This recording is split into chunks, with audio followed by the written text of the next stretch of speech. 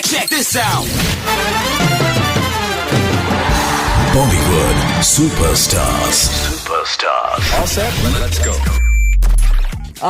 Saif, would you say that, how you are doing in your profession impacts how you value yourself maybe personally and is it somewhere linked to when the industry or when your fraternity really started respecting you?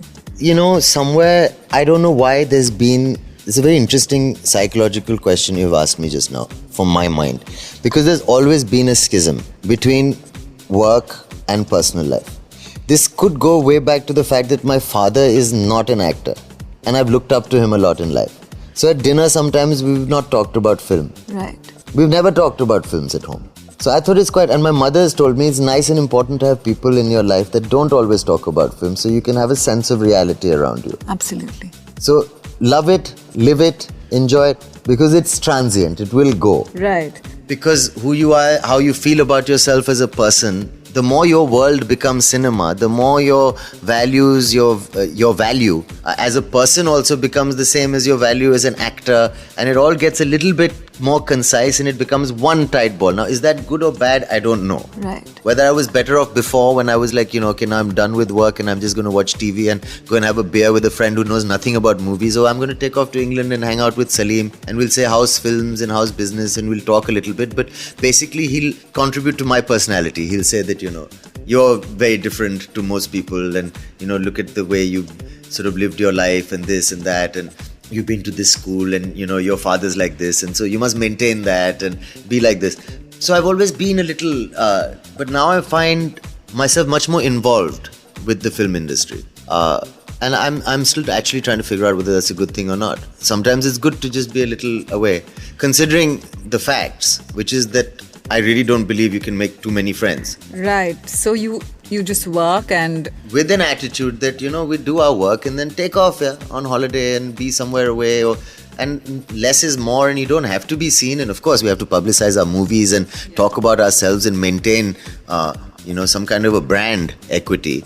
But at the same time, little mystery, take off, be somewhere else. Well, it depends what you want, Right. Of course, then there's other sides to it. That first of all, I've not always been successful. So I've not born from the industry. I've not been like a golden child. I've always been an outsider. Right. So if you felt like an outsider, then what is it that you would be thinking or what is it that you would want to kind of achieve as you came in? I think I've always wanted value as an actor. I've always wanted to feel that, listen, I don't know what I want, whether it's... expectations have always changed. Earlier it was that people shouldn't laugh at me. Ki rickshaw wala juta nahi fenkna chahiye. Ki who's this idiot? Because being a hero is a big thing. You're being presented. People should laugh. That's fear number one. I don't think Karina's ever had these fears. But I have lived that. They shouldn't laugh. Then I said they should like my work. Then it became that I should have a hit film. Then I said I should have a hit solo film. I shouldn't be the best second lead around. Right. Then I should have this solo film. Now I'm like, they should think I'm a great actor. And I should have even more successful films. It's like that. Right. So basically your expectation paradigm is what keeps shifting. Yes. So expectations keep rising and it does affect your personality for sure. Tomorrow I would equate the two. Part of who I am is an actor. Acting is, for us, is not really a job. It's not even a religion. It's like the air it's everything to us. It's not you can't give this up. It's not like, let me stop. This is something that comes first. And that's how we've been taught. More than anything else, your career. And then, you are in a position to deal with your family and your loved ones and stuff like that. But the first thing, more than your God, must come your attitude to your career. Right. That will give you everything and allow you also to look after everyone else. Right. You since you talked about your family, and you are called the Chote Nawab, right? So in your head, how does the whole royalty thing translate, and how seriously do you take it? The world has changed. We come from such different eras. The idea of a Nawab is some guy who's like reclining, fat, ugly, watching some, girl do a dance while either smoking a hookah or taking some opium or some crap, which is so unlike the figures that I've grown up with in my family, who are like, internationally top sportsmen. The Bodyline series, if anyone knows about cricket, my grandfather got 100. Right. and told the captain, "This is not cricket, I'm going back home." What kind of man was that? Yeah? And to play polo and cricket and, and shikar also, the concept of shikar is not necessary. It's not hunting or killing animals in today's vegetarian world of people being spiritual / I mean, I don't even know if it's just a different environment. In those days, it was a very sporting and a great thing to do. And they were outdoor types and they were well valued and they were never drunk. And they used to serve alcohol but never get high themselves, and the same values as today. But dashing figures and like my father, I mean, till today, unfortunately, it's a senior generation, but people say the way he used to walk into a party, the way he would talk, he was not like a reticent Nawab.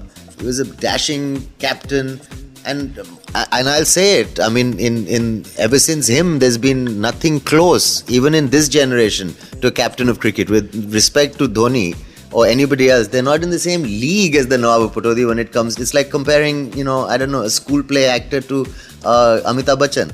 And I'm not. I will maintain, and also then to have done it with one eye is just forget it, dude. Ask Sachin Tendulkar, can you play with one eye, and you'll get your answer. Right.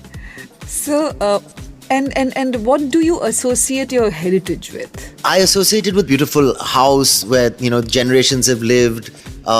Nice to have some land around there and maintain it. Not really looking for villagers to come and say, Hazri or something. Ridiculous. In fact, we'd rather do social work there. Right. So the concept, like my grandmother brought us up also. And she was a full-on begum in the sense that people were petrified of her. She was a very strong woman. She lost her husband early. She put on a white sari and just, decided to give up many personal things and just look after her kids and her land. And she taught us how to shoot, how to drive.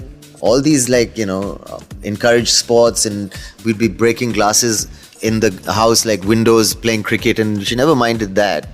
Told us not to cry too much if we broke a finger, and very stern and wonderfully warm lady with a great sense of humor. And people like in the jungles outside the house, and there'd be parties and servants would dress up with like ghosts with some horror mask and frighten and then guests and get arrested, and then we'd have to go at 1 a.m. to bail out the guy from the local jail.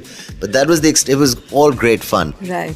So yours basically have always been a sporting family. It was always a sporting family. It was never a Nawab family. It was always values that we were taught that, never to show off. I remember so many stories, like when people get married, they used to put up their names in the lobby that so-and-so wed so-and-so. And so for my 18th birthday, I remember asking my father, why can't I put up my thing saying my party here? And he was like, in our family, we don't advertise these things, Saif. Right.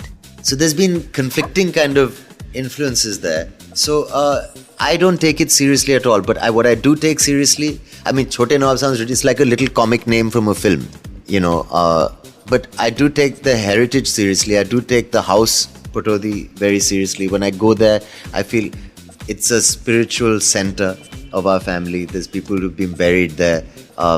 It means a lot to me.